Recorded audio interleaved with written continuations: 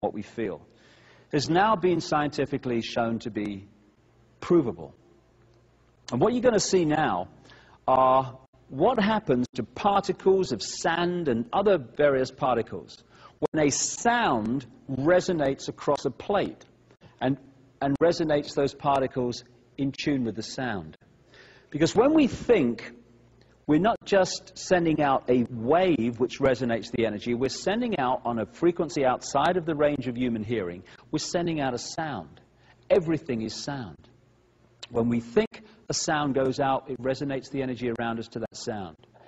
And what you're about to see are some pictures that show this happening when sound is introduced, and how sound takes random particles and turns it into astonishing form.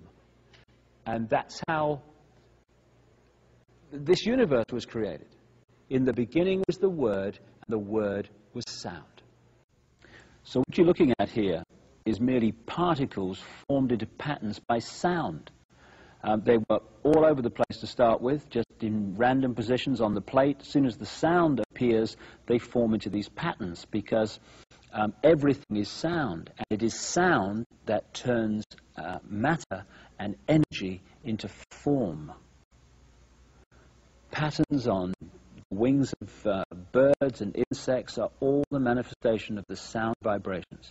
Every organ in our body resonates to a certain frequency. And when our thoughts and emotions and stress and the vibrations that causes de-harmonize the vibrational state of our various parts of our body, we become ill. We think ourselves into illness because we're affecting the vibrational state of the body. And so every time you think and feel, you're resonating a frequency which is making the energy around you resonate to the same frequency. What you give out is what you create.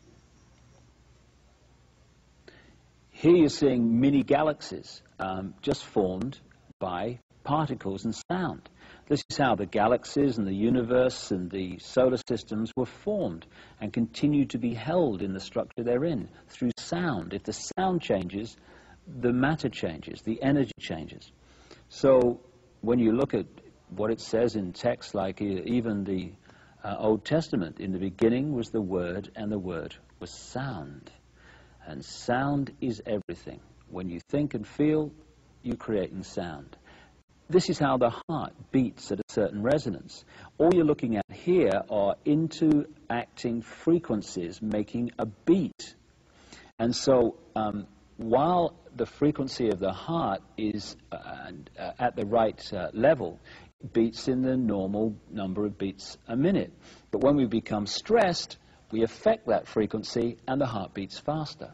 And so everything is sound, even the human heartbeat, and the interacting frequencies that make it happen. And we've seen the galaxies, and now here are the planets forming, just on a plate from particles caused by sound passing through them. This planet has a resonant frequency. It's called the Schumann cavity resonance. But basically, while that frequency holds, the planet will hold its present form. If the frequency changes, the form will change. It's the same with everything.